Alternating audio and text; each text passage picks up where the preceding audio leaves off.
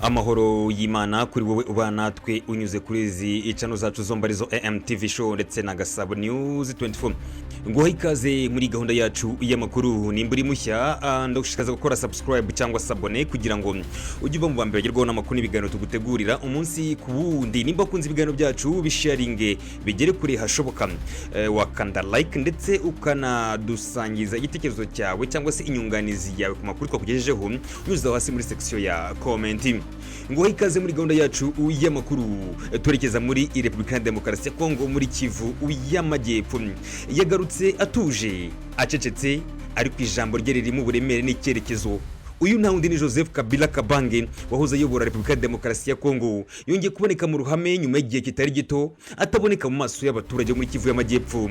Ese niki cyatumye Kabila yongera kugaragara mu ruhame agahura n'abaturage, abakuru b'imiryango gakondo, abahagarariye urubyiruko n'abikora ku giti cyabo?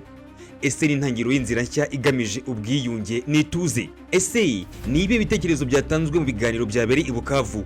Nihe migambi yagaragajwe mu gihe amahoro asa n'ayabaye ingume mu burasirazuba bwa Kongo? Bamwe baribaza niba koko umuti w'ibibazo by'intambara ushobora kuva imbere mu gihugu biciye mu biganiro byimbitse byubakiye ku muco, amateka n'ubushake bw'abanyagihugu. Nyemerera tujyane i Bukavu muri Kivu y'Amajyepfo aho amakuru avugwa n'abaturage bo ubwabo. Ndagutekereza uko urugendo rwa Kabila rushobora kuba urugendo rudasanzwe mu mateka amashya ya Repubulika ya Demokarasi ya Kongo. Njye mujye kubona muri gahunda y'amakuru nitwa Etienne Besa nguha ikaze.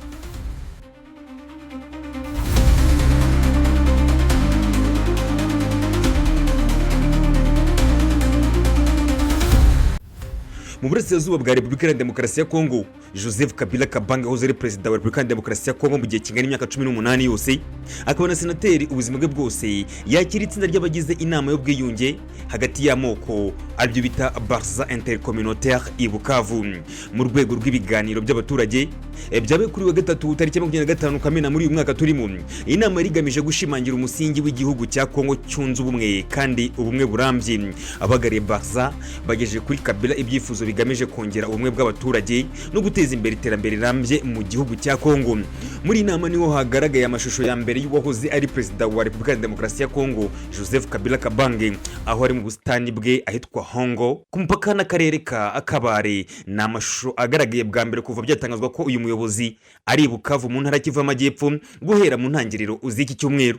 Mu ishusho yuje umutuzo ariko inagaragaza uburemere bw'ibiri kuba, Joseph Kabila yatangiye ibiganiro n'imiryango ifite uruhare mu mibereho n'iterambere ry'abaturage bo mu ntara Kivu y'Amajyepfo hagamijwe gushaka ibisubizo bifatika byo gukura igihugu mu bibazo bikomeye kirimo, by'umwihariko ibibazo by'intambara bibera mu burasirazuba bw'iki gihugu.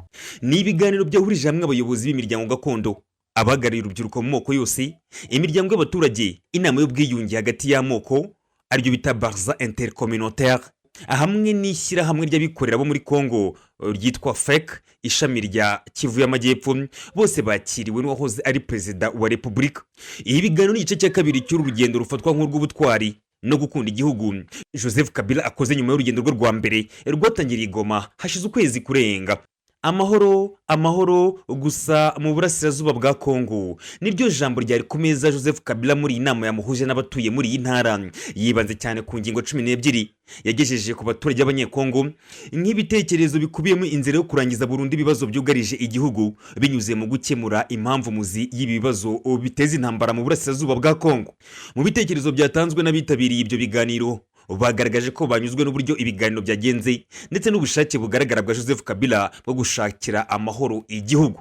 Uyu yagize ati satisfait parce qu'en fait nous avons fait des propositions pour que la paix turanyuzwe kuko twamugejejeho ibitekerezo bigamije gutuma amahoro agaruka vuba bishoboka mu gihugu cyacu.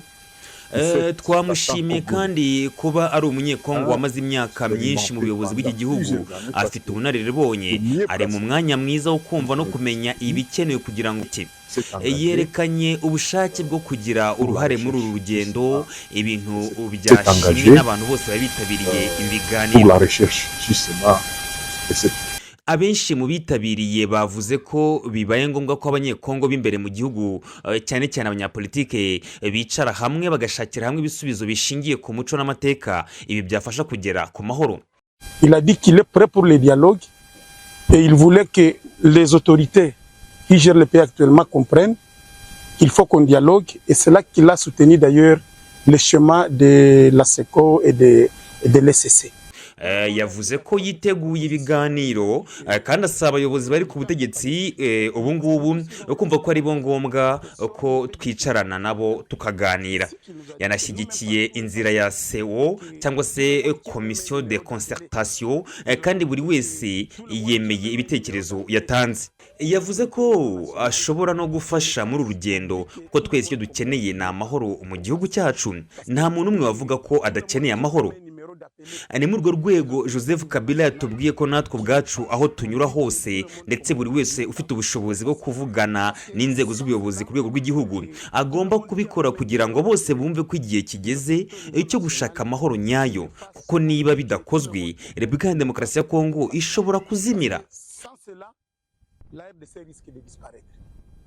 Joseph Kabila Kabang wategetse Repubulika ya Demokarasi ya Kongo kuva muri 2001 kugera mu mwaka 2019 niwe bashije kugera ku guhuza igihugu cyari cyaratatanye cyaracitsemo ibice. Abigera watangije ibiganiro by'abanyekongo yise dialogue intercongolais byaberaga Isan City ni hagati y'umwaka 2002 na 2003.